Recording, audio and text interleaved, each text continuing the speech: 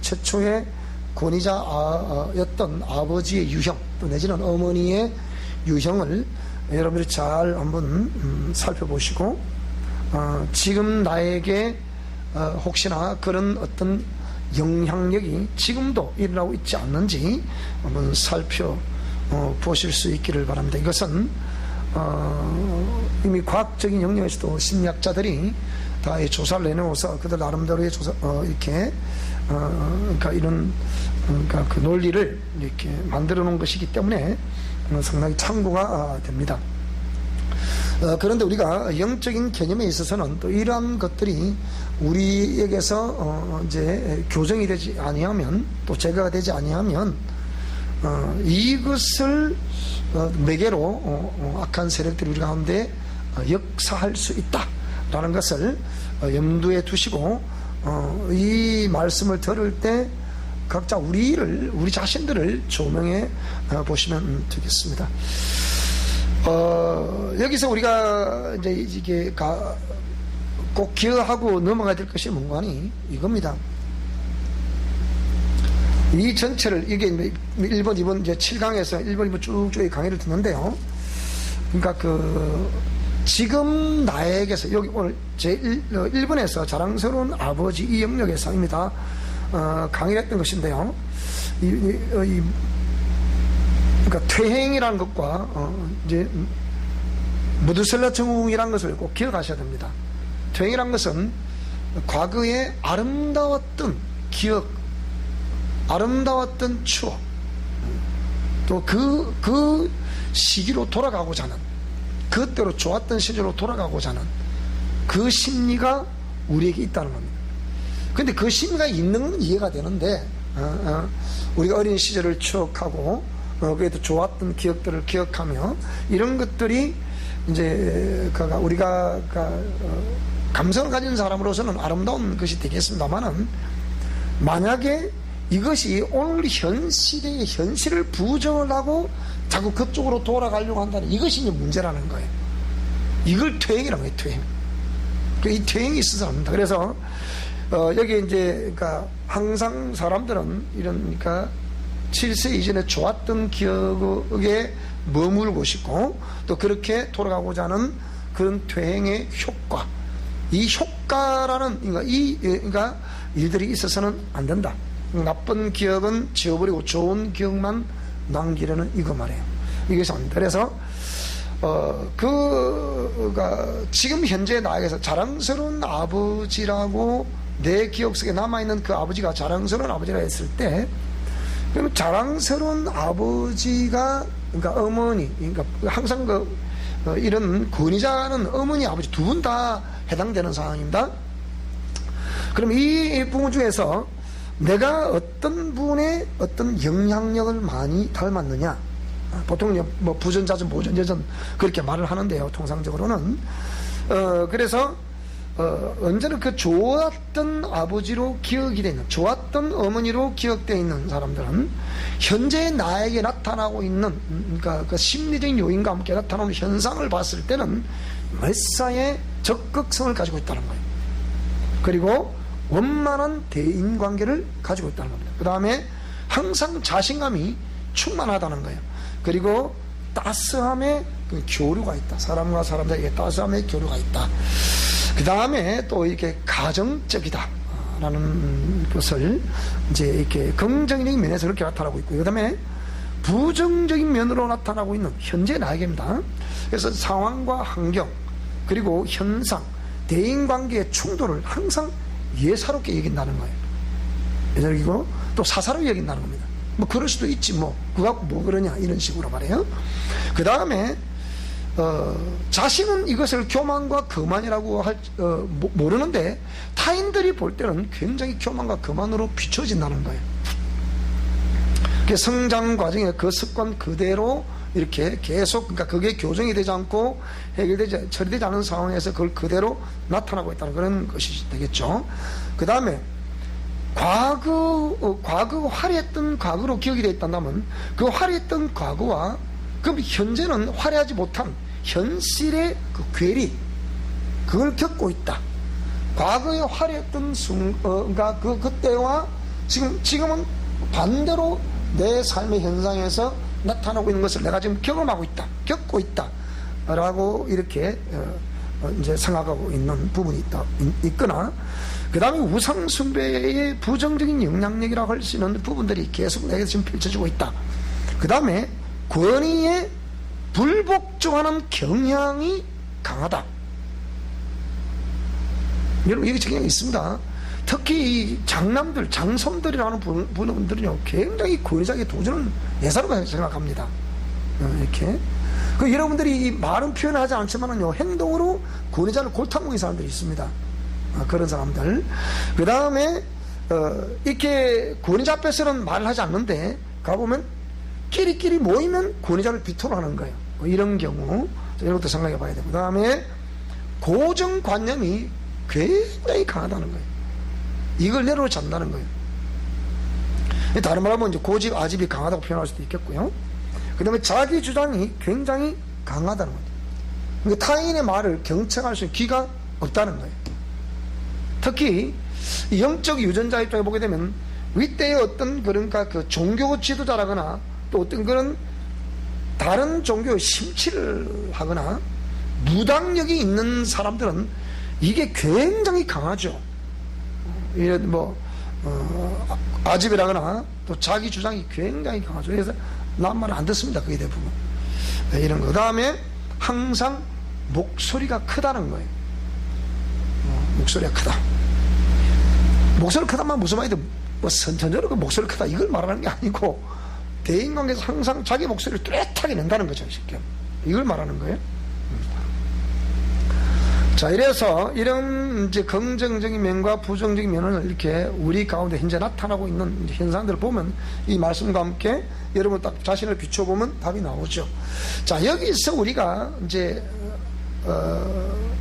좀 더 참고해야 될 것이 뭐냐면, 그러니까 그러니까 보통 어린 시절에 아름다웠던 것을 추억하고자 하는 이 자아를 차일드잖아요. 자아라고. 그러면 이 어린 시절의 이 자아, 그럼 어린 시절의 이 자아와, 그러니까 그런 항상 좋았던 것만 추억하려 한다든지, 또 나쁜 것이 입력되어 있어서 그걸 또 기억한다든지, 이런 차일드 자아. 이런 차일드 자아가 우리 가운데서 이렇게 나타나는 재방 현상으로 긍정적인 면이냐, 부정적인 면이냐, 이렇게 나타나는데요. 이것이, 여러분, 현재 우리는 다 성인들이잖아요. 전부 다 성인들이잖아요. 그럼 이 성인들이 현재 내 나이에 또, 그리고 성인된 자로서 거기에 또 우리가 형성된 또 자아를 가지고, 이게 어덜트 자아라고 그러는데요. 이게 자아를 가지고 있죠, 우리가 전부 다. 그러니까 차일드 자아가 강하냐, 어덜트 자아가 강하냐, 이거예요. 그럼 우리 어덜트 자아라고 그러면 우리가 그래도 나름대로는 뭐 옳든 옳지 않든 다 겪어보고 나름대로의 우리가 이 소피아라고 말하는, 철학에서 소피아라고 말하는 그런, 그러니까 지혜가 있지 않습니까? 지혜. 우리가 선천적으로 그런 부정적인 요인이 있다고 했을 때, 그리고 선천적으로 긍정적인 요인이 있었는데 현실의 부정적인 요인이 나타남으로 인해서 괴리를 겪고 있거나 이런 경우는 어찌 되겠습니까? 그럼 우리가 어덜트 자아라고 부르는 성인으로서의 이 자, 형성된 자, 여기서 소피아라고 부르는 그런 지혜를 통해서 항상 우리가 아름다운 지혜, 그것을 교통을 시키는, 이렇게 소통을 시켜야 대인관계가 깨뜨려지지 않습니다. 이런, 아까 이 사사로이 생각하고 예사로이 생각한다 그랬죠. 이런 것들은 굉장히 대인관계를 다 깨뜨려 놓는 거거든요. 이게 생각해 봐야 됩니다. 자, 그 다음에 성취지향성, 지난 주간에 얘기했죠. 자, 임의의 가이드라인을 정해놓고 거기에 도달하도록 강요를 한다. 강요. 여러분, 이 강요가 이 무서운 겁니다, 이게. 제가 우리가 성전 건축 문제, 하나님이 지금 4번째, 지금 5번째를 말씀하셨는데, 제가 선포를 했지만, 잘 들어보세요. 그러니까, 저보고 그러더라고요. 목사님 말씀을 가만히 들어보니까, 그럼 우리가 성전 건축 안 할 수도 있다는 얘기네요. 이러시더라고요. 가만히 생각해 보세요. 그럼 자꾸 강조로 자꾸 밀고 나가면, 목사님은 의도적이구나. 이렇게 얘기할 수도 있습니다. 반대적으로, 또 이렇게, 하다 안 되면 그만이죠. 그러니까, 그럼 안 할 수도 있다는 얘기네요. 그럼 우리가 시도할 필요가 없잖아. 이렇게 얘기한단 말이에요. 그런 걸 말하는 게 아니에요. 하나님이 명령을 여러분 제 입장을 바꿔 생각해 보세요. 5번씩이나 하나님 말씀을 하셨다. 거기는 제한테만 4번을 말씀하셨으니까, 그러면 제한테만 말해요. 제 주위에 다른 사람들에게 이거는 부분에 말씀하셨다고 들으면 상당히 많아요. 그런 부분들이. 그걸 어떻게 기도하는데 하나님이 너는 미션 코람대에서 뭘 할 것이냐?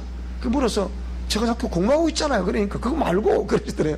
그거 말고 뭔데요? 그러니까 너는 미션 코람대에서 뭐 하느냐? 그걸 묻더라는 거예요. 그게 뭔데요? 하니까 본부로 해서 니 뭐 하겠냐? 그러더래요. 그래서 뭐 한 건 없습니다. 그러니까 하나님 그러시더래요. 네 본부로 해서 성전 건축을 마라 그러더래요. 그건 뭐 저한테 하신 말씀이 아니잖아요. 그런 걸 포함하면 상당히 많아요. 그래서 더 이상 이걸 미루다가는 사실 여러분들은 다 뭐 우리가 이게 그러니까 동참하고 안 하고는 여러분 그러니까 자유라는 의사의 자유라는 거에 대해서 제가 강요를 안 한다는 겁니다. 무슨 말씀이 됩니까? 그렇지만 하나님이 명령하신 것이기 때문에 이거는 분명히 제가 살아있는 동안은 이거는 성취해 갑니다. 무슨 말씀이 되죠? 강압적으로 강요를 안 한다는 거죠. 이해가 되십니까? 무슨 말인지? 뭐 성경적으로 안 하겠다 그런 얘기는 아니에요. 하다가 말 수 있다니 그게 아니라니까. 그러니까요. 무슨 말이 되죠? 합니다. 하는데 딱 여러분들에게 강요는 하지 않습니다. 사실 지난 주간에 제가 분명히 그랬죠. 1,000만 원 이상 기부를 하면 저는 반드시 그 사람 묻습니다. 상담합니다. 이리 좀 와보세요. 그래서 왜? 여러분 1,000만 원 이상 하면 말이 그렇지. 그건 그 얘기입니다. 그 외에 작정을 하신 분도 있고 우리가 안 하신 분도 있어요. 그렇기 때문에 얼마 하겠다고 써내신 분도 있고 안 써내신 분도 있어요. 그렇기 때문에 그건 다 자유예요. 여러분 무슨 말이 됩니까? 그렇지만 다 하고 있단 말이에요. 그래서 제가 불렀어요. 그래서 물었습니다. 이거 어떻게 된 거냐? 제가 분명 물었죠. 제가 지금까지 목회한 일에 단 한 번도 1,000만 원 이상 기부를 한 사람들에게 이렇게 안 해본 적이 없어요. 돌려주기 했다 그랬잖아요. 제가 여전히 그 원리에 의해서 왜 이렇게 하면 이 분명히 삶에 어느 정도는 분명히 지장이 온다는 걸 제가 알기 때문에 분명히 어떤 삶의 어떤 한 부분을 희생시키고 한다는 걸 제가 알기 때문에 그래서 그걸 이제 제가 의뢰를 한 거죠. 물었어요. 물론 거기에 대한 많은 간증적이 했잖아요. 우리 또 이 시간을 빌어서 우리 포항에 있는 우리 김진사 같은 경우는 항상 지금도 저희들을 친정어머니 아버지라고 그러잖아요. 집사람은 한 살 나이 작습니다. 나이 60대에서 다 돼서 지금도 전화를 하면 그저께도 전화가 왔더라고요. 그게 통화를 하는데 이분이 당시에 우리 대구에서 목회를 할 때에 이분이 전세금을 빼가지고 그때 전세가 2,400만 원 이렇게 할 때예요. 보통 한 가정이 우리 전세 살면 근데 이제 그걸 할 텐데 그때 그 전세를 뽑아가지고 1,000만 원을 그 당시에 헌금을 한 거예요. 그래서 제가 물었어요. 좀 와보세요. 이걸 상의를 한 거예요. 아니다 그래요. 가져가세요. 그래서 받을 수 없다. 그랬더니 목사님 제가 어린애 다니고 제가 그걸 모르겠습니까? 그래요. 그러면 이렇게 하는 그럼 이유를 말해봐라.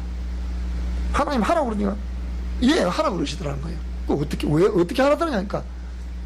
그래도 내력이 있지만은 남편의 어떤 그런 것들 때문에 네 자식들을 위해서 심으라 그러더래요. 뚜렷하게 하나님 말씀. 그래서 정말이냐? 정말이. 그래서 그걸 받은 거예요. 받았는데 그 받고 난 이후에 이분이 굉장히 시험이 왔죠. 10년을 지나면서 엄청난 시험이 온 거예요. 제가 어저께도 한 분을 제가 상담을 해보니까 이분도 어떤 하나님이 자기에게 그러니까 천국 재정을 맡겨서 그러니까 청지기로서의 이분의 미션이 있는 거예요. 근데 이 미션인데 이 미션을 수행하려고 하니까 마귀가 가정을 아주 공격을 해버리는 거예요. 그걸 보면서 내가 심정적인 상담을 좀 해봐야겠다 싶어서 내가 이제 얘기를 했어요. 다음에 내가 한번 언제 시간이 오시든지 제가 한번 저를 만나서 상담을 하도록 합시다. 이제 약속을 해놨어요. 해놨는데 자 그랬더니 이분이 그 위에 10년의 그 큰 시련을 정말 이거 처음 제가 10년을 그렇게 겪었듯이요. 거기에 비하면 또 이분도 훨씬 또 낫죠. 나는데 어쨌든 간에 10년을 겪으면서 정말 애들하고 자기 셋이서 막 이를 악물고 10년을 정말 눈물로 10년을 버틴 거예요. 버텼는데 그 10년 딱 지나고 나니까 지금 그랬잖아요. 자기 집이 새 채라. 지금. 여러분, 이게 남의 얘기지만은요, 저한테는 생생한 감정입니다. 그래서 이분이 제 강의도 듣고 설교를 지금 그걸 전하는 거예요. 지금. 이렇게. 그러는데, 그러니까 이때 절대로, 그러니까 제가, 제 목회 철학은 강요를 하지 않습니다. 무슨 말씀이 됩니까? 언제나 여러분들이 선택을 할 수 있도록. 무슨 말이 되죠? 선택도 여러분이 하시고, 또 결정도 여러분이 하시는데, 물론 큰 틀에서 이거는 옳다고 싶으면 저는 옳다고 제가 분명히 선포합니다. 하나님께서 이 5번 정도 이 말씀하셔서 이 성전 건축에 더 이상 미뤄서는 안 되겠다. 제가 선포는 했잖아요. 그러니까. 여러분 쭉 따라오시면 됩니다. 자, 그래서 이 성취지향성이라는 개념은 의미의 가이드라인을 정해놓고 거기에 도달하도록 자꾸 강요, 자꾸 채찍질을 하는 거예요. 이걸 두고 말하는 거거든요. 그런 거는 구별해 봐야 되겠죠. 자, 그래서 거기에 도달을 하지 못할 때는 엄격한 비판을 한다. 그리고 언어 폭력을 일삼는다. 그런 냉정하고 엄격한 아버지. 우리 아버지가 전형적인 이런 분이셨거든요. 제가 지금 그 생각, 쭉 생각해보는데, 우리 행문사님 매일 따라 우리 시골 말이 저기다 알잖아요. 그러니까, 나 이해가 안 된다니까. 뭐가 이해가 안 되니까, 어릴 때 소 먹이를 갔다, 소 꼴을 배를 갔다, 나무를 갔다, 이해가 안 된다는 거예요. 왜? 당신이 벌판에 살았으니까. 노자는 벌판에 살았으니까, 산이 어디 있습니까, 그게. 나무를 가려고 했는데, 매일 볏짚 뗐다잖아요, 볏짚을. 그러다가 나무를 지게를 찌고 저 산 꼭대기 갔다니, 우리 그러니까 이해가 안 돼, 우리 행문사. 지게를 지고 20리길을 나무하러 갔다 오면 5셋이 됩니다. 갔다 오면. 그런 건 말해주니까 도무지 감이 안 잡혀요. 이거는. 무슨 여자가 소를 먹이느냐, 소꼬를, 소 먹이를 가느냐, 그 이해가 안 된다는 거예요. 자, 그래서, 일하기 싫거든 먹지도 마라. 우리 아버지, 저 아이 그래. 일하기도 먹지 마라. 그러니까 막 일을 하라고 한다.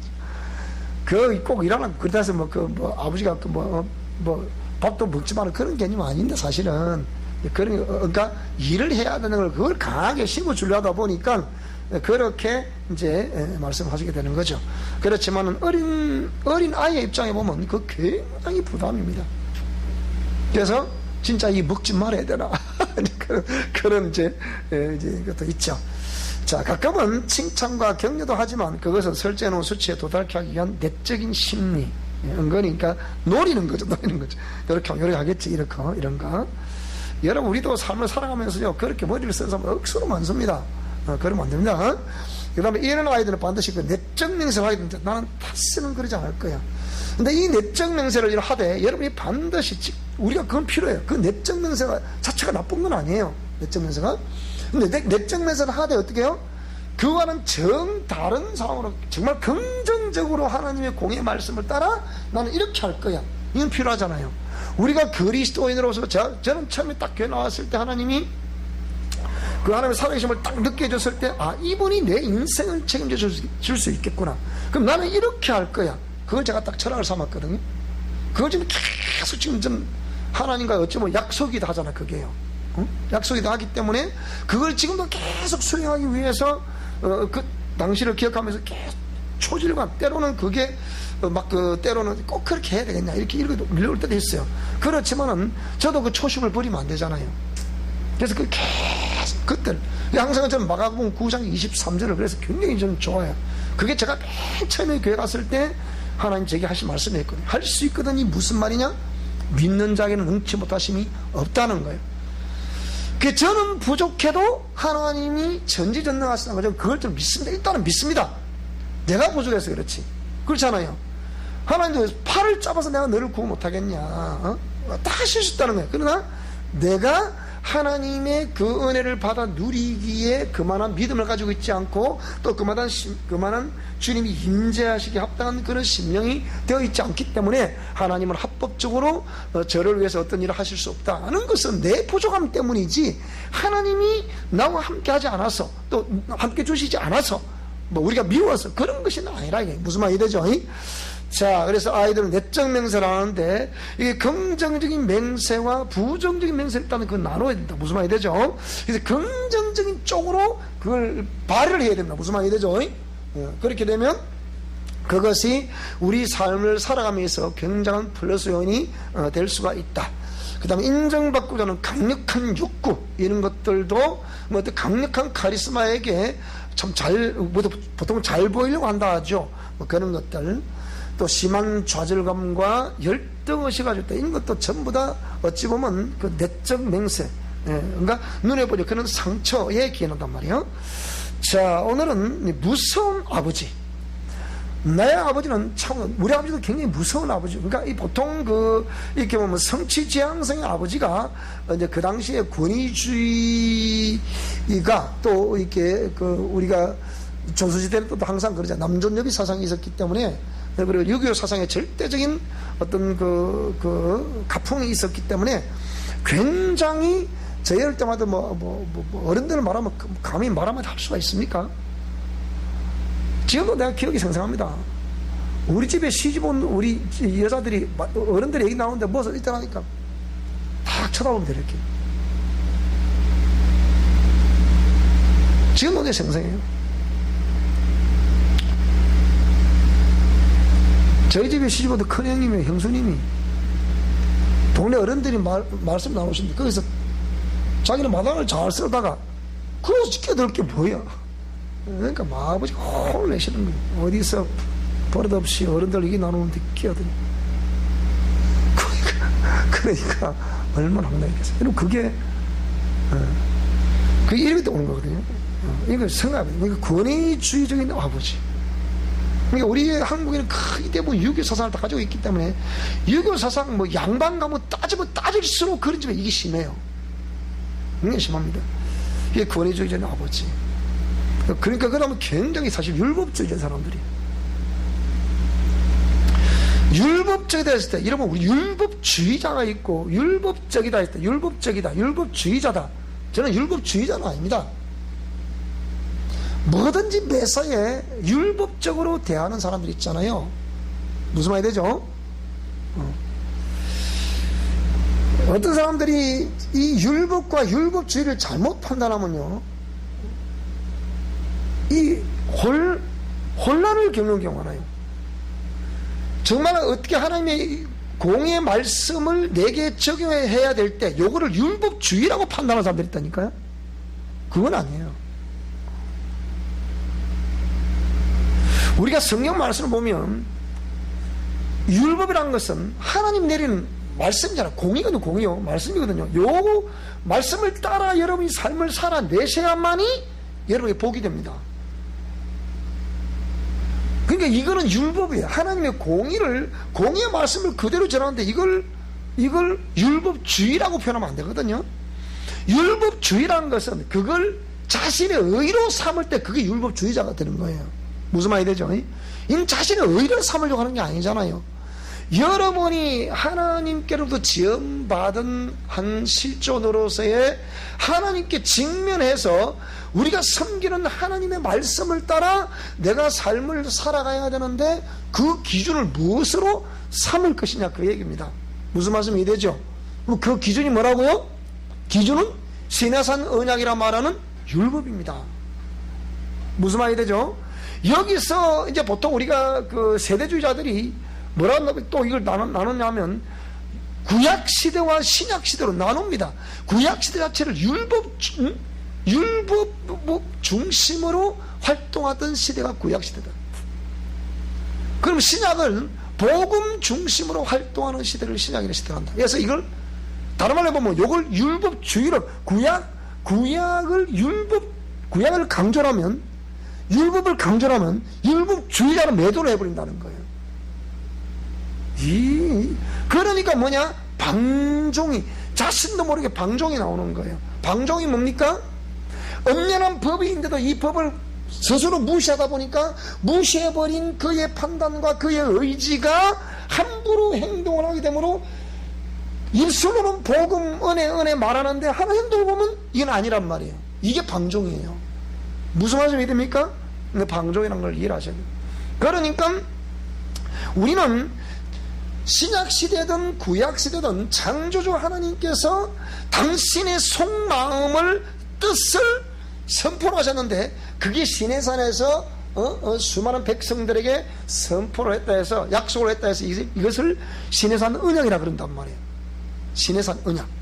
그러니까 이 시내산 언약을 따라 신명기 6장 우리 봤잖아요. 신명기 6장 그 말씀 나오잖아요. 우리 신명기 6장 볼까요? 한번. 자, 신명기 6장 보겠습니다. 자, 신명기 6장 또 읽겠습니다. 6장 1절부터 한번 보겠습니다. 이는 곧 너희의 하나님 여호와께서 신명기 역사서 가운데 이 신명기는 시내산에서 약속하셨던 하나님 말씀 내용을 쫙 지금 설명하는 거잖아요. 그 핵심된 내용이 여기 있단 말이에요. 이 보통 우리가 쇠마 교육의 핵심이라고 그러죠. 테필린 교육, 쇠마 교육, 경문의 핵심되는 구절이 여기 있잖아요. 그래서 이는 곧 너희의 하나님 여호와께서 너희에게 가르치라고 명하신 명령과 너희에게 가르치라고 명하신 명령과 규례와 법도라 그랬어요. 그것이 시내산 언약이라고. 이게 이제 시내산 언약이 보통 이제 10계명, 1계명이 4계명은 대신관계의 피조물인 내가 어떻게 신과의 관계는 어떻게 해야 된다. 그 다음에 5계명에서 10계명 대인관계에서는 하나님의 백성으로서의 어떻게 해야 된다. 이걸 말하는 거란 말이에요. 여러분 하나님 믿습니까? 진짜 믿습니까? 그러면 내가 하나님 믿는 사람으로서 창조주 하나님, 내 영혼을 지어주신 하나님께 내가 어떻게 하나님을 섬겨야 된다. 그게 10계명, 1계명의 4계명이란 말이에요. 그것도 5계명의 10계명은 그럼 내가 하나님 믿는 사람으로서 대인관계에서 어떻게 할 것이냐. 이게 5계명, 10계명이란 말이에요.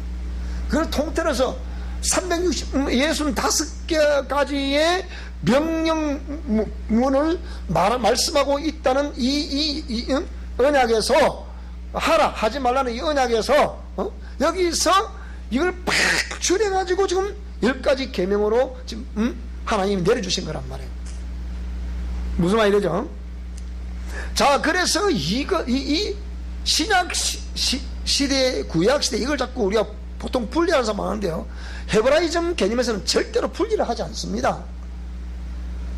하나로 보는 게 하나로 이론론으로 보는 거거든요.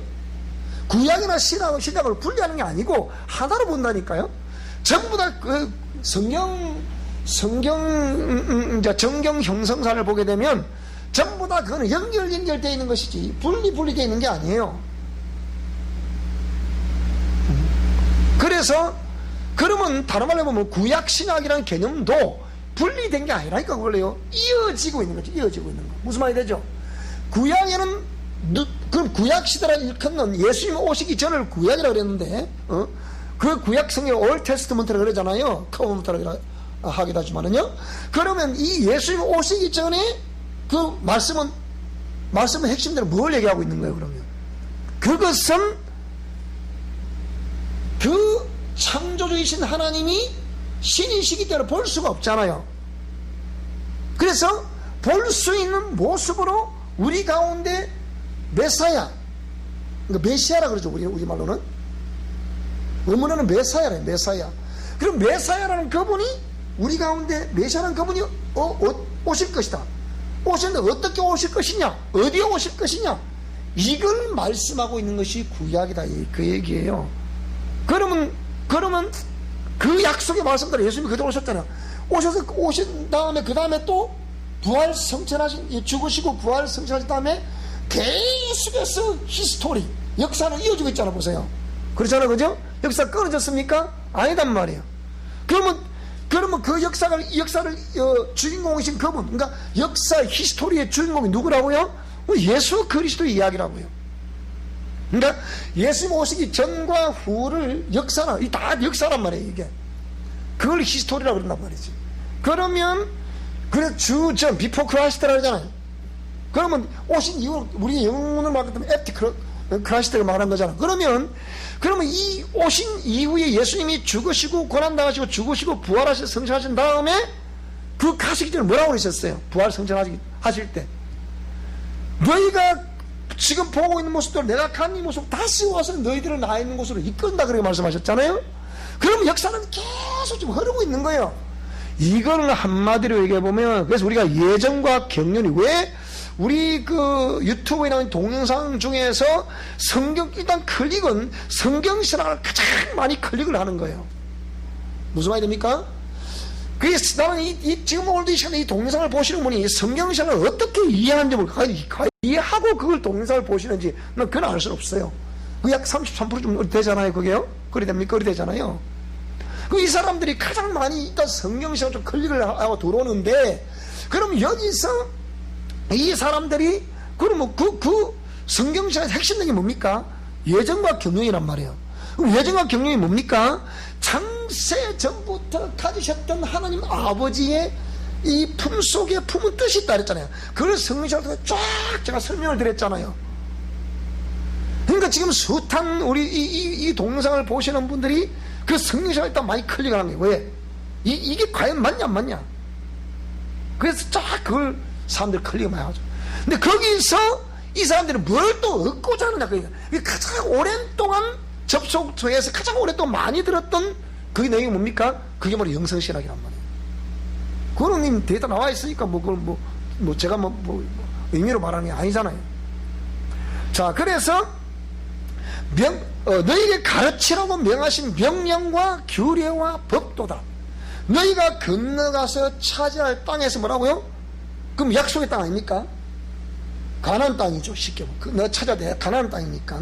그러면 지금 오늘날 우리 현대적인 개념을 말하자면, 자, 예수님 믿지 않을 때 세상 밖에 있다가 예수님 안으로 들어왔을 때 이때부터 이렇게 해야 된다, 그 얘기입니다. 무슨 말씀이 됩니까? 그 애굽에 있을 때는 애굽을 지금 광야, 애굽을 현재 이 세상이라 보잖아요. 그렇잖아요. 그럼 이 세상에서 지금 하는 게 돌아왔어요. 애굽에서 나와야 어디로 가야 돼요? 약속에 따라 가야 돼요. 그 땅에 가서 지키라, 그 말입니다. 애굽 있을 때 이렇게 말하지 않았잖아요. 지금 저 밖에 있는 사람도 실제적으로 이 말씀을 지켜야 됩니까? 안 지켜야 됩니까? 지켜야 되잖아요. 근데 그들이 이 약속을 좀 알고 있습니까? 모르고 있습니까? 모르고 있잖아요. 그럼 지키겠어요? 안 지키겠어요? 안 지켜요. 그런데 너희들은 약속의 자녀가 아니냐. 너희들은 이 약속을 믿고 지금 하나님 말씀을 듣고, 그러면서 말씀을 약속을 부여잡고 애굽에서 엑소도스 나와가지고 어디로 가고 있습니까? 지금 그 약속의 땅으로 지금 가고 있는 거잖아요. 세상에 있다가 세상에 나와가지고 교회 안으로 들어왔잖아요. 지금 하나님 품으로 좀 들어온 거라니까. 들어왔으니까 너희들에게 뭐라 가르치라고 명하신 명령과 규례와 법도, 이것을 이제부터 행해야 된다, 이 말하고 있는 거예요. 이걸 행한다 해서 그러면 항상 우리가 내가 그랬죠. 복음주의 진영에서 진짜 이게 잘못 가르치는 거 하나는 뭐냐? 그러면 그 행하면 구원이란 말입니까? 또 요리 또 나온다고, 이게. 그게 아니라 그랬잖아. 그러니까 그게 아니라니까요. 그 뭐라 그랬습니까? 너희의 근거가 그러면 이게 약속의 땅에 들어가서 지켜야 될 뭐라고요? 명령과 규례와 법도란 말이에요. 어디 가서 약속에다 들어갔어.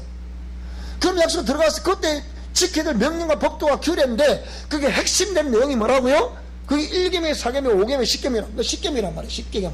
그럼 1계명, 4계명에서 대신관계에서는 신에 대해서는 어떻게 해라, 이렇게 설명하고 있는 거란 말이에요. 10계명에서. 대인관계에서 이거는 수평적인 관계 속에서는 어떻게 해라, 그걸 쫙 설명하고 있는 거예요. 그걸 지키라는 거예요. 그러니까 이게 무슨 말씀이 됩니까? 자, 그래서 곧 너희가 건너가서 차지할 땅에서 행할 것이다. 곧 구체적인 내용은 뭡니까? 그 말이죠. 너와 네 아들과 네 손자들이, 자 보세요, 평생에 네 하나님 여호와를 뭐하라? 경외하라는 거예요. 목회자를 경외하라는 게 아니라 하나님을 경외하라는 거예요. 하나님을 경외하라. 그리고 내가 너희에게 명한 그 모든 규례와 명령을 뭐하게 하기 위한 것이다? 지키게 하기 위한 것이다. 그래만이 네 나를 장구하게 하기 위한 것이다. 그것이 영원토록 이어지게 하고픈 것이다. 그게 하나님 뜻이란 말이에요. 이게 율법주의라고. 이게 누가 그걸 율법주의라고 합니까? 그게 세대주자들 말하는 거라니까. 그게요. 이 극단적인 이율론 사상을 가진 사람들이 이걸 율법주의, 구약은 율법주의 뭐 이런 식으로 막 표현한다 이 말이에요. 그래서 이스라엘아 듣고 삼가 그것을 뭐라고요? 행하라, 행하라. 그래서 이 신명의 역사서를 보면 전부 다 그렇게 행하라, 행하라. 뭐 1계명의 4계명, 또 5계명의 10계명, 토탈 이 10계명을 행하라, 행하라, 행하라, 행하라, 행하라. 전부 다 듣고 지켜 행하라, 듣고 지켜 행하라, 이렇게 표현했거든요. 근데 백성들이 하더라 안 하더라? 끝까지 안 하더라. 끝까지 안 하니까 하나님이 그 심판하신 하나님의 심판이 뭐였습니까? 끝까지 안 하니까 나라가 빼앗긴 바 되고 시족이 이렇게 적들의 공격을 받아서 완전히 말살이 되고 봤죠, 그죠? 그 다음에 가문이 내려앉는 거예요. 이런 걸 근거로 해서 우리가 지금 미션 코란데 영적 유전자 이런 게 이렇게 나오는 거지.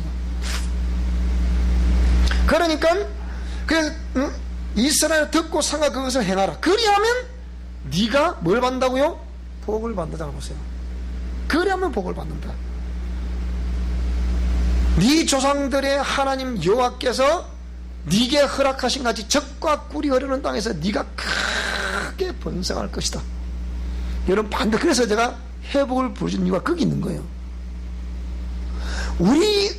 저도 그랬잖아요. 저도 그런 속에 자라왔고 성장해 왔기 때문에 저도 왜 그런 삶을 살고 싶겠습니까? 거기서 빨리 회복이 돼야 되는데 이게 안 되더라고. 해보니까 저도 해보니까 저도 그래서 이런 심리적인 요인에서 이거 쫙 듣고 그대로 열심히 했죠. 노랑이 없었거든요. 제가 지금까지 단 한 번도 제가 노랑이 없어요. 하나님 앞에서. 그래서 어떤 목회자가 어떤 권위자 위임 권위자 밑에 있을 때 제가 노랑을 단 한 번도 해본 적이 없어요. 그래 거기서 내가 이제 자유로운 몸이 됐을 때 뭐 나도 제사장이고 당신은 제사장이에요. 제사장으로서 그때는 그건 옳지 않소. 옳다 아니다 이는 수 있잖아요. 옳지 않다고 얘기하는 거예요. 그걸 말하는 게죠. 자, 그래서 크게 번사 이스라엘아 들으라. 우리 하나님 여호와는 오직 유일한 여호와시. 너는 마음을 다하고 뜻을 다하고 힘을 다하여 네 하나님 여호와를 사랑하라. 오늘 내가 네게 명하는 이 말씀을 너는 마음에 새기고 네 자녀에게 부지런히 가르치며 집에 앉았을 때든지 집을 갈 때든지 누워있을 때든지 일어날 때든지 이 말씀을 계속 가르치라 그 얘기예요. 그 제가 이제 저는 아직까지 손자 손녀를 제가 친손자 친손녀를 본 적은 없잖아요. 우리 뭐 조카들이야 지금은 다들 고등학교 대학생들 다 있지만은요. 그 이산도도 있지만은요. 걔들이 지금 다 나왔고 조카들이 애들 낳고 걔들이 다 지금 대학생도 있고 막 그러잖아요. 그래야 되는데 그럼 제가 직접 나는 우리 친손자를 손자 손녀를 낳아본 적이 없기 때문에 이게 참 이런 것도 저한테 숙제예요. 앞으로 저는 분명히 가입니다. 이리 와라. 난 그래요. 항상 내 옆에 살아라 그래 할 생각이에요. 왜? 내 옆에 살아라 이 교육을 할 수가 있거든. 멀리 떨어져서 우리 교육을 어찌합니까? 내 옆에 살아가서 데리고 와라. 내가 보고 싶다. 데리고 와라. 데리고 오면 이제 그때부터 가르치기 시작하는 거야. 야 이놈아 이건 어떠고 저쩌고 이건 어떠고 저쩌고 그럼 하나 뻗지 이건 어떠고 저쩌고 그러면 그거는 이거 저거 저러고 그래서 어저께 우리 서울에 있는 우리 그 최 목사님 전화 왔어요. 그 손님들이 그걸 가르치는데 그 창세기 만화로 된 그런 거 있잖아요. 그거 쫙 설명해줬더니 아이들이 창세기를 깨뜨고 있대. 가인 얘기 나오면 할머니 그거 참 나빠 이런 식으로 한다는 거야. 그러니까 우리 아버지 배운대 이 손녀딸한테. 그 정도 돼야 된다 이러고. 유튜브에 많이 나오잖아요. 그런 거 많이 나오죠, 그죠? 조그만 애가 강단에서 설교를 하는 애도 나오고 막 나오잖아요. 그러니까 그거 가르쳐야 되는 맞다고 본다 저는. 그래서 자녀에게 부지런히 가르치며 집에 앉았을 때든지 길을 갈 때든지 누워있을 때든지 일어날 때든지 이 말씀을 강조. 그래서 나는 이런 걸 말씀에 근거해서 저는 같이 살아야 한다고 보고 대가족 제도가 맞다고 저는 보는 거예요. 그래야 이 수직적으로 이 계속 말씀을 전설할 줄 아는 말씀 전설할 수 없는 거예요. 누가 이걸 지금 이 대가족 제도로 해가지고서 이게 핵가족 제도로 해가지고 완전히 기존 가족을 분리시키면 이러겠죠. 여러분 이게 마귀 전략입니다. 이게 제가 볼 때는.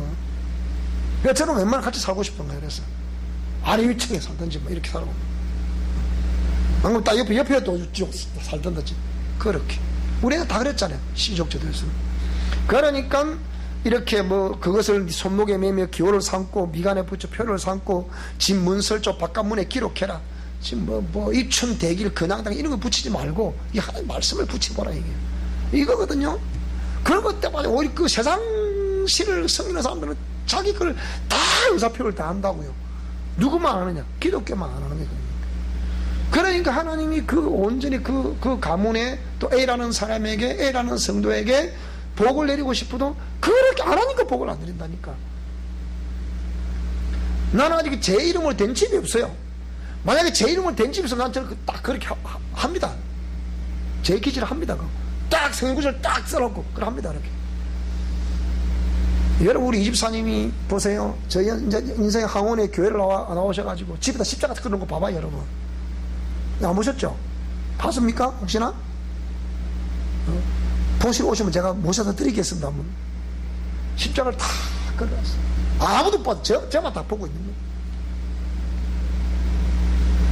그래가지고 그게 그냥 할 수 있는 게 아니거든요. 온 동네 폭발의 집이 있잖아요. 거기에 보면 그 집이 쫙 십자가를 딱 걸어놨다. 그게 쉽습니까? 그게? 당신이 직접 만들어가지고 대나무가 만들어 이렇게 끊는 거예요. 그것처럼 딱 저는 이렇게 딱 간판을 딱 만들어가지고 하나님의 말씀을 딱 새겨서 딱 갖다 붙여. 그렇게 하면 제가 볼 때 하나님이 그 가문을 복을 안 내릴 수가 없다고 보는 거예요. 참 중요한 내용이죠. 그러니까 자, 그래서 이런 어떤 율법과 율법주의라는 것을 여러분 잘 기억하셔야 됩니다. 지금 우리 미션 코란에서 선포하고 있어서 율법주의를 선포하고 있는 게 아니고요, 율법을 선포하고 있는 거예요. 그게 그러니까 하나님은 공의를 선포하고 있는 거라니까요. 공의를 선포하니까 전부 다 죄 있는 자들은 공의 말씀에 딱 나가니까 일단 죄책감이 와요. 그게 정상입니다. 여러분 그게 비정상이 아니에요. 그게 정상이라니까요. 그래서 항상 그 하나님 앞에, 여러분 그렇다고 제 앞에 먹이를 숙입니까? 아니잖아요. 하나님께 먹이를 숙이는 거죠. 그 말씀 앞에 조명을 받고 비추임 받고 주여 저는 죄인으로소이다 이렇게 되는 거 아닙니까? 그래야 하나님 그 사람 복을 내린다니까요. 그럴 때 용서라는 개념도 나오고 사랑하는 개념도 다 나오는 거예요. 율법이 없으면 용서라는 개념, 사랑하는 개념도 아무것도 없습니다. 거기는 자기 자아만 있는 거죠. 참 중요한 내용이죠. 자, 그래서 무서운 아버지 밑에 자란 분은 항상 권위주의적인 아버지. 그 다음에 율법적이다. 자녀들에게 절대 복종을 강요합니다. 상호의논과 토론문화는 없다. 근데 문제는 뭐냐면 어릴 때 이 아이들을 어떻게 양육할 것이냐. 세상을 먹은 버릇이 8가지 간다잖아요. 그러니까 어릴 때 이 교육이 평생을 좌우하는 겁니다. 맹모 삼천직이라고 그죠? 맹자 어머니가 맹자를 교육하려다 보니까 3번씩 이사를 했다잖아요. 이게 중요한 거예요. 그러니까 이런 걸 위해서 우리 한국처럼 이런 교육 열풍이 강한 종속이 또 없잖아요. 그렇죠?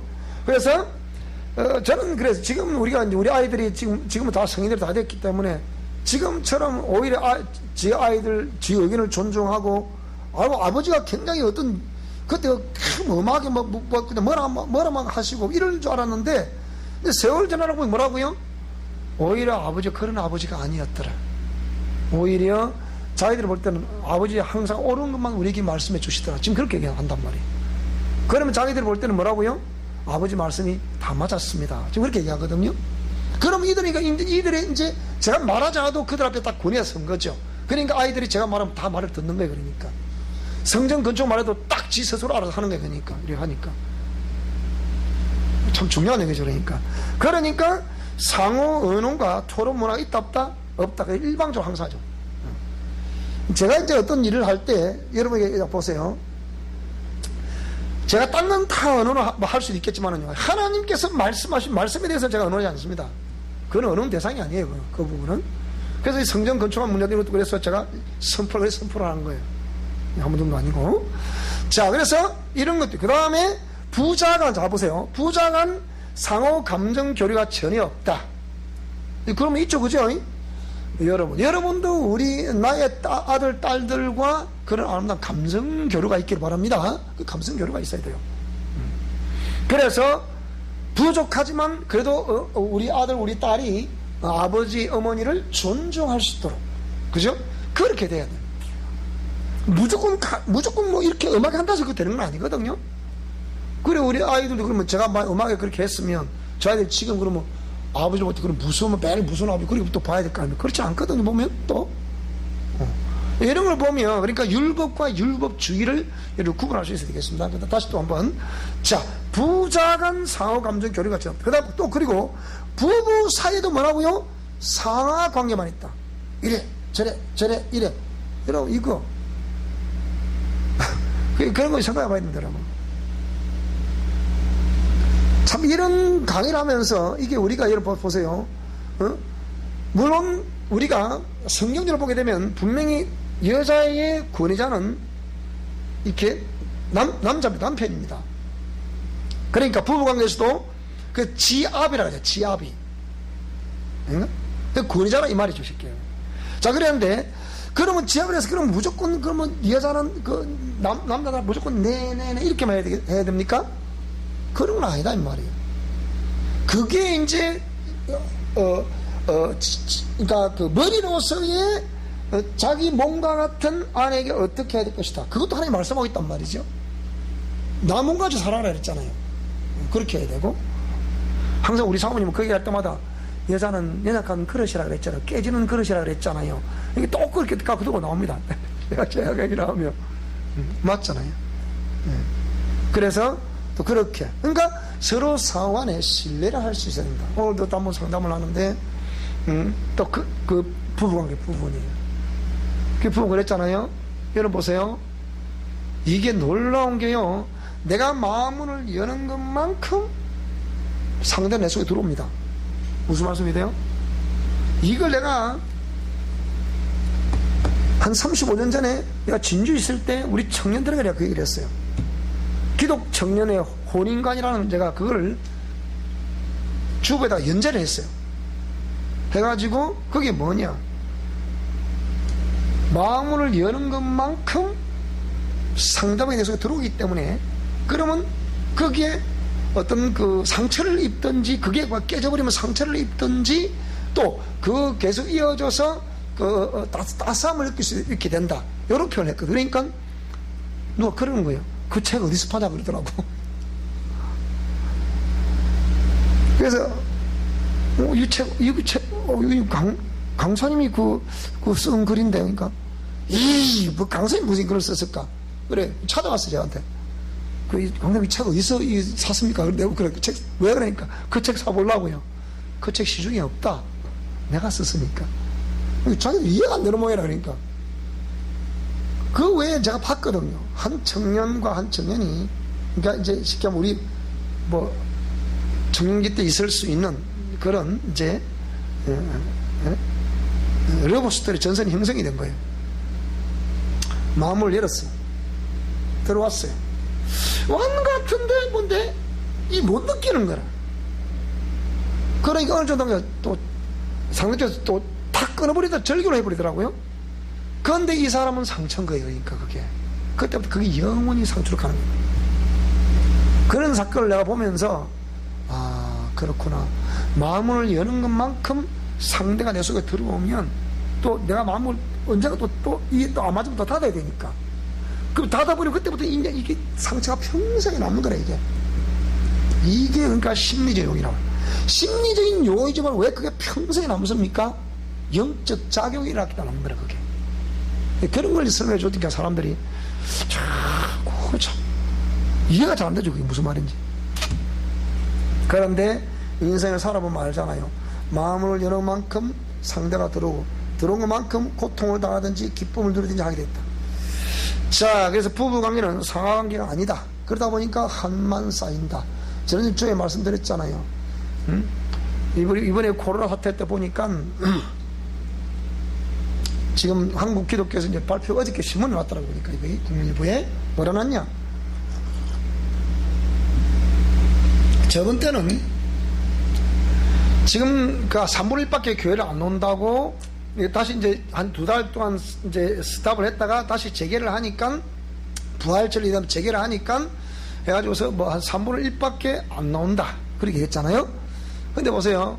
3분의 1밖에 안 나오고 지금 이제 겨우 그거 좀 더 나오고 자꾸 동료가 나오고 하니까 이제 60%까지 올라갔다 지금. 근데 더 이상 안 올라가는 거라. 거기서 스탑. 그럼 40%는 어떻게 됐다는 얘기입니까 지금? 더 이상 교회를 안 나온다는 얘기 지금. 그래서 지난 5월 31일 날 그때는 한국교회 예배 회복의 날 중에서 했지만 역시 안 나온다는 거예요. 그래서 이게 공권력이 무서운 겁니다 이게. 그러니까 이런 것이 이게 굉장히 중요한 거거든요. 이게 알고 보면요. 왜? 아무것도 아닌 것 같지만 한 번 딱 그걸 받아들여 버리니까 속 젖당하는 거예요. 지금도 국가에서 개척 교회를 얼마나 좀 두드려 팹니까 지금 보세요. 물론 그 모임에서 그런 게 확진자 발생이 됐기 때문에 그럴 수밖에 없는 이해는 되는데, 그러면 사실 과연 절이나 인들은 없을까요? 있습니다. 있지만 보도를 안 하는 거지. 교회만 막 초토화가 되는 거야 지금.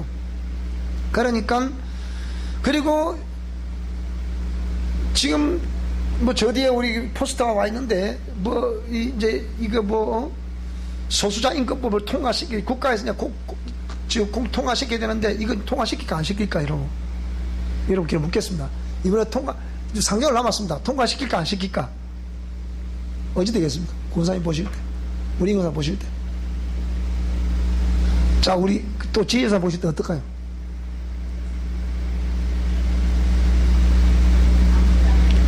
그럼 우리 학원사 보실 때 어떨까요? 여러분, 그래서 제가 원칙 얘기를 하니까 제가 분명히 통과시킵니다. 보세요. 이 정부, 이 국회 좀 하는 거 보세요. 177석하고 좀 마음대로 해버리자 보세요. 말 듣습니까? 안 듣습니다, 지금. 국회 이상이 뭐가 없습니다, 지금. 이거. 말 안 듣습니다. 그러면 제가 했잖아요. 분명히 어디까지 내려간다고요? 땅바닥까지 내려간다니까요. 두고 보세요. 거짓말인지. 지금 벌써 이제 낙발이 다 떨어졌자, 이제. 아우성이라 지금. 뭐야고요? 제2의 또 돈을 또 풀자. 국민 1인당도 20만씩 또 풀자 그러잖아요. 그러니까 지금 심지어는 노인들은 전부 다 무조건 막 옛날에 보수인 줄 알았는데 노인들 뭐라 하냐. 아이가 내가 지금 인생이 이렇게 70, 80 살았지만 내 대통령이 내한테 돈 100만 원 주고 문재인밖에 없다. 그런다죠. 지금 보세요. 효과가 얼마나 약발이 좋은지. 또 풀어봐봐. 역시 막 대통령이 또 안 나랬습니까? 그럼 내년 대통령 그거 시작해갖고 이제 저번에 5월달 해보세요. 내년 끝나면 5월달 선거할 거 아닙니까? 이제 장미 선거하게 되니까 그러면 또 된다니까요. 여러분, 이 무서운 거예요, 이게. 그러면 하나님께 제게 말씀하실 때 뭡니까? 이 선생님이 그래. 목사님, 이거 인권 조례안 이거를 위해서 목사님 글을 하나 쓰셔야 안 되겠습니까? 반대한다. 내가 고민이 된다 그랬어요. 왜? 이걸 분명히 통과시키거든요. 지금 하는 거 보면 알잖아요, 여러분. 저 국회의원 놔두겠습니까? 현직 피의자를 지금 국회의원이 당선시킨 사람 그 사람들이잖아요, 보세요. 그거 지금 법사위원 들어왔잖아. 법사위원회. 그 두 사람 다. 그런 시인들이 되겠습니까, 여러분? 어림없습니다, 지금. 조국에 다 들어간 상황인데 불구하고, 보세요. 그 김민국인가, 뭐인가, 그 친구 법사위원 또 들어왔잖아, 그 친구도. 지금 이런다니까요. 그러면 보세요. 하나의 말씀이 틀린 게 아니라, 그러니까. 이미 제게 뭐 30년 전에도 말씀하셨지만, 2년 전에 제가 말씀하셨잖아요. 내가 누누이 말씀드렸잖아요. 바닥까지 내려간다니까요. 한국 경제도 바닥까지 내려가게 돼 있고, 기독교도 바닥까지 내려간다니까요. 지금 두고 보세요. 내려간다니까요. 그리고 분명히 말씀드렸잖아요. 또 이제 참 발언을 조심해야 되겠는데, 오늘 검찰에서 전화가 왔더라고요. 목사님이 과거에 이런 발언을 하셨죠. 그러더라고요. 그래 했습니다. 그러니까 출두를 하라는 거예요. 그래서 그게 뭐냐? 그게 뭐냐면 옳은 걸 옳지 않다고, 옳지 않습니다. 얘기했거든요. 그 말했다고 누구 고소를 한 거예요. 그것도 신학대학 교수가. 참, 내 가짜내서네. 그래서, 그것 때문에 저보고, 언제 한번 벌금을 맞든지 아니면 춥다든지 두 개 좀 해야 된다는 거예요. 경찰에서 내가 조사를 받고 왔거든요. 참, 난생 처음 내가 지금 조사를 처음 받아봤는데, 자, 그래서 이런 눈에 보이지 않지만 그 한국기가 바다가 떨어졌을 때 그럼 어떻게 할 것이냐 생각해 봐야 되거든요. 그래서 이런 관계가 굉장히 중요하다. 자, 그래서 부부 사이에도 상하게만 있으면 항상 한만 쌓인다. 그럼 이것이 한이 쌓여 있으면, 자 보세요. 이게 우리 한국, 그러니까 그저께 또 뭡니까? 그 신문에 나온 걸 또 보니까 내가 읽어드렸잖아요. 한국의 그 화해에 대해서, 우라에 대해서 이미 이게 다 간파하고 있는 거예요. 정부에서도. 얼마만큼 이 울분이 많은가에 대해서. 그게 화잖아요. 그게 결국은. 한국에는 이 한이라는 이 문화를, 목사님들이 이걸 안 다루다 보니까 이거 굉장히 중요한 거거든요, 이게요. 지유 영역에서는 이게 다룰까? 일반 영역에서 이게 안 다룹니다, 이거. 다릅니까? 안 다룬다고요. 그래서 이 한이 만약에 내게서 이게 표출됐다. 나도 분노가 표출됐다. 저도 분노가 표출됐다. 그럼 뭐가 있겠습니까? 그 다툼밖에 없는 거라. 그래서 오늘도 그 어떤 자매가 전화 와서 목사님 수용과 침묵하라고 말씀하셨는데 그렇게 하려니까 내 안에 막 올라오더라 그렇게 얘기하는 거예요. 그래서 침묵하라는 거다. 그렇게 하면 되겠네요. 그럼 되는데 그럼 네가 죽어야 된다. 그러니까 너무 힘들어요. 그래도 그렇게 해야 된다. 그러니까 자꾸 회복이 되더라고요. 그러다 보니까 회복이 되더라고요. 자, 그 다음 딸들은 아버지에 대한 적대감으로 빨리 그늘을 벗어나려고 하며 결혼을 하여 도피한다. 그 상처로 인하여 남편에게서 아버지와 같음을 느끼며 남편에게 일평생 투사하는 삶을 산다. 이런 이제 아내와 같이 사시는 남편들은 참 고통스럽습니다. 그런 게 있다고 한답니다. 만약에 자, 아들들은 억압 통제로 인하여 반항, 우울증, 절망감, 결국 분노가, 이게 항상 우리 큰놈 저놈이 다 그랬거든요. 그러니까 오늘 제가 시골에 가면서 제가 이제 지난번 강했던 동영상을 이제 듣으니까 딸내미가 그러는 거예요. 아빠 또 그 얘기 할까, 아이가? 현실성이 있는 그 얘기 하기를 하려고 또 그러자, 또 그러는 거죠. 뭐. 웃으면서 이제 그 얘기를 하더라고요. 아들 항상 그랬거든요. 보여주세요. 그랬거든요. 보여줄 게 있나? 보여줄 게 어디 있습니까? 그게. 딸은 항상 엄마 아빠는 도대체 현실성이 있습니까? 없습니까? 항상 이랬거든요. 지도 이제 세월 지나고 그게 부끄러운 모양이라 이제. 그 결국은 억압, 통제, 반항, 우울증, 절망감, 분노 발생시킵니다.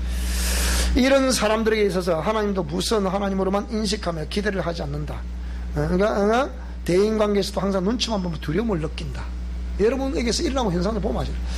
그래서 우라에 대해서 정부에서 어떻게 간파하고 지금 보세요. 조현병 환자가 한국에 10% 넘습니다, 여러분. 이거 보통 문제 아니에요. 제가 그랬잖아요. 한국은 앞으로 가면 갈수록 정신질환자가 많이 발생됩니다. 10명 중에 한 사람은 지금 정신질환자라니까요. 조현병 환자라니까 지금 여러분. 이 보통 문제 아니에요, 지금 한국 사회가. 근데 아무런 대책이 지금 없다고 지금. 무조건 약만 먹어라, 약만. 약만 먹으면 어쨌든 싼 먹고, 다 바보로 만드는 거예요, 그냥. 그거 누가 먹여 살아야 됩니까, 전부 다 그거? 정상의 사람이 안 먹여 살아야 돼. 이런 상황입니다.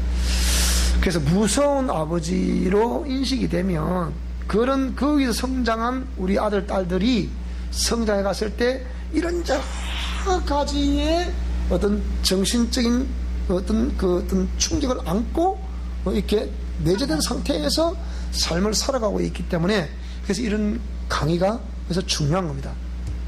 그냥 심리적인 요인을 관점으로만 강의를 해버리면 그건 아무것도 상관없어요. 그건 효과가 없다니까. 그리고 영적 유전자, 그리고 이 삶에서 우리가 삶으로 정리하라는 얘기가 무슨 우리가 그러니까 삶에서 삶을 살아내야 되는데 정리하려고 하면 우리 삶을 관찰해 봐야 되잖아요. 그렇잖아요, 그죠? 그래서 하는 얘기예요. 무슨 말씀이 되죠? 여러분들이 처음에는 이거 굉장히 많이 부담을 느꼈을 테고 또 지금도 부담을 느끼시고 계신지 모르겠지만 원래 거의 정확합니다. 그래서 오늘 어떤 분이 평생 도시철도공사에 근무하시다가 퇴직하신 분이 한 분 제가 만났어요. 그랬습니다. 이랬더니 이 부분을 얘기하는 거예요. 저는 제가 이 영역을 이런 우수한데 가문에 태어나서 이렇게 이 영역을 이렇게 쭉 하다 보니까 이걸 연구를 하게 되고 이 연구를 위해서 제가 박사 논문을 쓰려다 보니까 선행 논문이 거의 없었습니다. 그래서 제 임상을 거의 대부분 인용을 할 수밖에 없었고 또 요 제 근래에 있었던 여러 가지 일들을 참고할 수밖에 없었다. 그러니까 이런 영역을 박사 논문을 낸 사람이 없어요, 여러분. 이 영적 유전자라는 이런 거예요. 제가 거의 처음입니다, 이 부분. 그렇기 때문에 여러분들은 좀 이거 어찌 보면 일반 우리 교회에서는 많이 듣지 못하는 그런 내용들을 듣고 있지만 실제 이게 성경이에요, 성경이 이게. 그래서 오늘 저와 여러분들이 나의 아버지는, 나의 어머니는 어떤 어머니였나? 따스한 어머니였나? 아니면 무서운 어머니였나? 따스한 아버지였나? 무서운 아버지였나? 그걸 꼭 기억해 보시고 그 가운데 자란 내가 얻을 터자를 가지고 지금 내가 새롭게 우리가 하나님의 말씀에 의해서 조명된 계시에 의해서 우리가 우리 자신을 이렇게 다듬어가고 바꿔가야 되는데 거기에 그런 상황 속에서 내가 어떤 상태에 이제 놓여 있는지 나에게 어떤 현상이 지금 벌어지고 있는지 이걸 잘 간파하셔서 자 여러분 기억 속에 있는 무서운 아버지 다 지울 수 있기를 바랍니다. 그래서 좋으신 아버지로 이렇게 남을 수는 없겠지만 왜? 그런 무서운 아버지였으면 좋은 아버지 남아 있을 수가 없잖아요. 또 무서운 어머니였으면 좋은 어머니 기억이 남을 수 없잖아요. 그러면 그것을 안다고 하면 내가 내적 맹세 그러니까 나는 이렇게 그런 반면에 지금 성인된 자를 가지고는 나는 이렇게 해서 아름다운 어머니로 아름다운 아버지로 나는 우리 아이들에게 또 우리 대인관계에서 그렇게 그런 모습으로 내가 삶을 살아가겠다. 이것이 예습관 교정이란 말이에요. 무슨 말씀이 이해되죠? 자, 그래서 또 고민 한번 해보시고 자, 무슨 아버지에 대한 인식을 다 지우시고 좋은 아버지, 좋으신 성도님, 좋으신 목사님, 좋으신 장로님, 좋으신 권사님, 좋으신 집사님, 좋은 어머니, 좋은 아버지, 엄마, 아빠로 남을 수 있기를 축복합니다. 기도하겠습니다.